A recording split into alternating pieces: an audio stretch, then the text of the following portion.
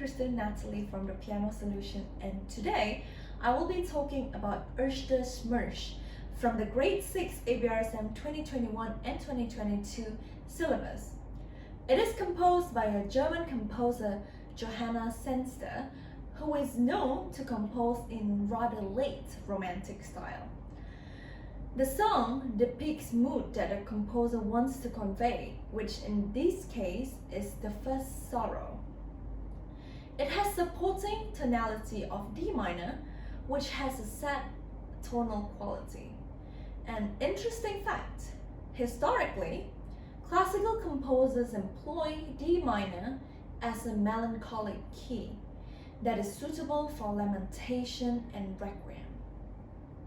Let's start to analyze key details of the piece. First thing that we see is the tempo mark 66 crochet beats in a bar andante, and pedal is required in playing this piece. Contour is a very important element of this piece. And how can we say that? Because firstly, there's this constant rising and falling of dynamic markings. We could see that the composer wants really strict dynamic control, and so you want to realize this throughout the piece. Secondly, it's the contour in pitch, where this recurring chromatic motion is first seen in the beginning of the music. It starts from A, B, B flat, back to A. And this similar chromatic contour later then appears in bar 9 and also in the left hand of the top left hand section. After the double bar line, we can see the melody goes from E, F, F, E flat, D, F, D.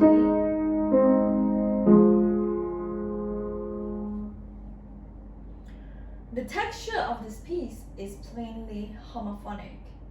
Melody line with a straightforward chordal accompaniment that is equally distributed between both hands.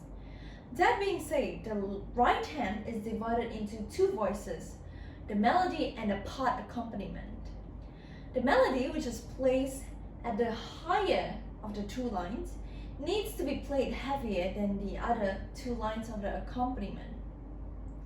To make this happen, you sort of want to lean forward your weight to the right side of your body.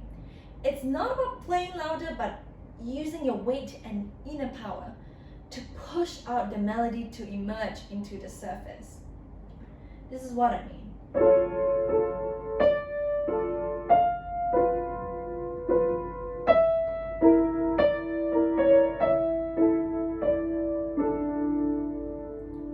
So this voicing division happens constantly throughout the entire piece.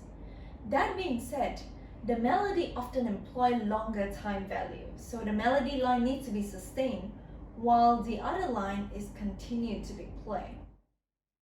What do I mean by that? Let's look at some example.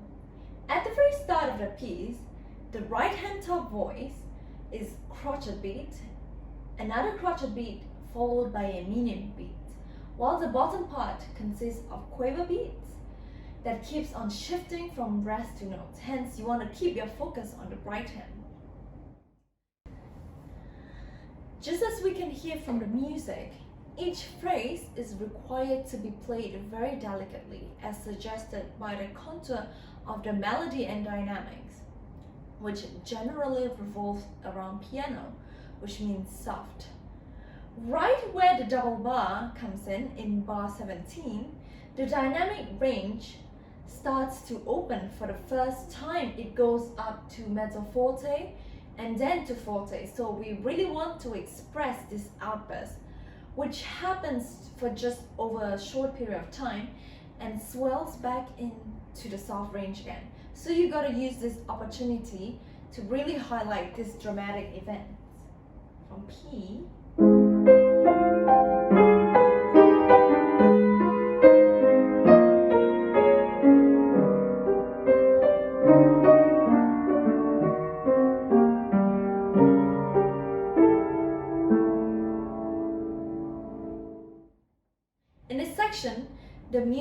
becomes more agitated with sense of urgency. The dynamic remains at a soft range, so what you need to pay attention to is the crispy staccato section, which switches regularly from staccato to slurred passage. So it is very important to express these two contrasting styles.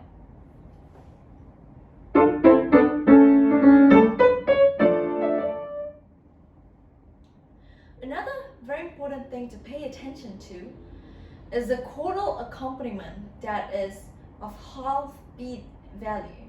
So you need to make sure to lift it right after the half beat ends. When the phrase ends, it often concludes with a tenuto, which requires you to hold back on the notes. Pedal is not required in this section, but you could apply the pedal onto the tenuto notes to accentuate the effect. Toward the end of the 6/8 section, you are required to slow down until you reach these two notes, which then takes you back to the beginning of the music. Do note that you are required to repeat from the beginning up till the word fine. That's all you need to know for this piece, and I hope to see you in your next video. Good luck!